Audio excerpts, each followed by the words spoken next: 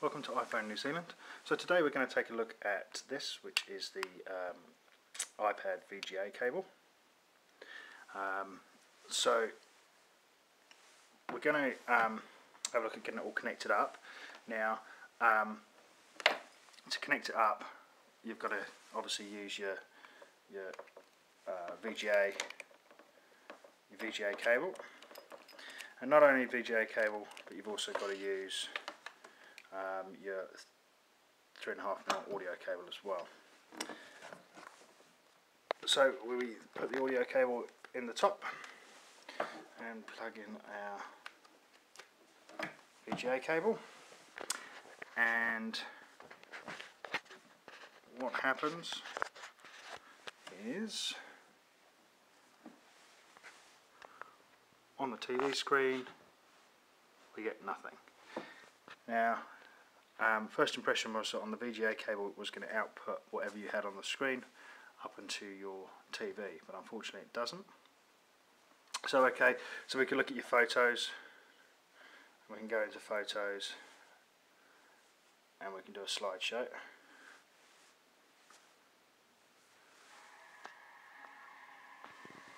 And that slideshow will then show on the TV as well as on the iPad. If I change the settings for that, oh, I can't change settings for that, we've just got the dissolve transition.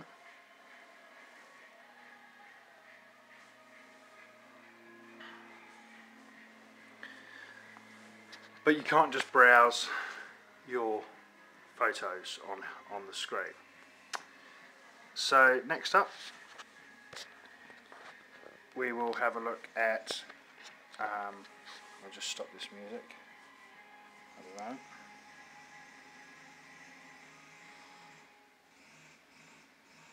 Okay. So that's okay, so we thought maybe we could view maybe Safari on there,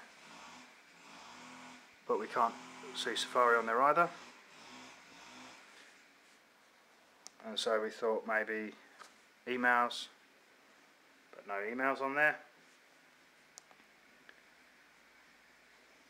Let's have a look at this weather app, which is really cool on the iPad, so that would be really cool if that was on there as well, but nothing. Okay, videos. So let's have a look at YouTube.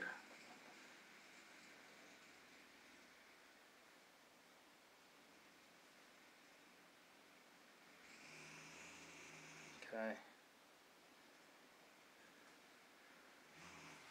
And if you have a look up there, you'll see YouTube will come up in just a moment once the video is loaded.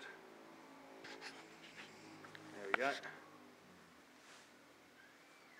So YouTube works, and other videos as well. So we just go into the videos app, we can play a video, and we know that that works up there as well. So much like the component cable, this VGA cable works exactly the same. So what about maybe the likes of numbers? To receive numbers outputs?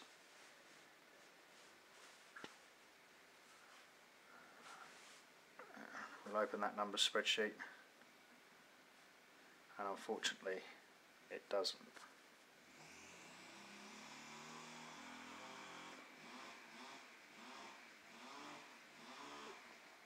So we'll also look at pages as well and see if pages outputs, and unfortunately again it won't actually output that at all. So you might ask yourself, well, what can the VGA cable offer that the component cable offer or doesn't offer? And the answer is not a lot. We actually thought it was going to output onto the TV the screen of your iPad, or at least automatically output those apps, but it doesn't. We understand it's a feature that the developers have to build into their app. They can't, it just doesn't happen automatically.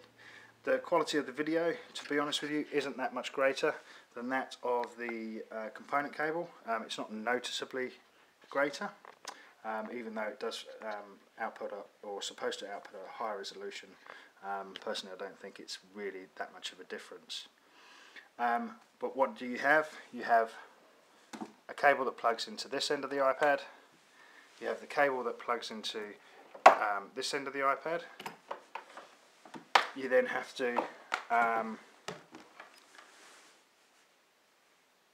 plug your VGA cable into another VGA cable, which then plugs into the TV. You also have this plugged into the TV as well, whereas your component cable is nice and neat. It's just one cable that you just pop into the bottom of your device, which I can't seem to see there at the moment, and plug it into the back of the TV and you're away. Okay, you've got the plug here to keep it charging. You don't have that with the VGA cable. So really, if it was me, okay, this cable is a lot less. I think it's about 30 US rather than your 89 for your component cable. But for your component cable, you get your wall charger, you get the component cables, and it's all in one unit. Whereas this is, you've got this one separate unit.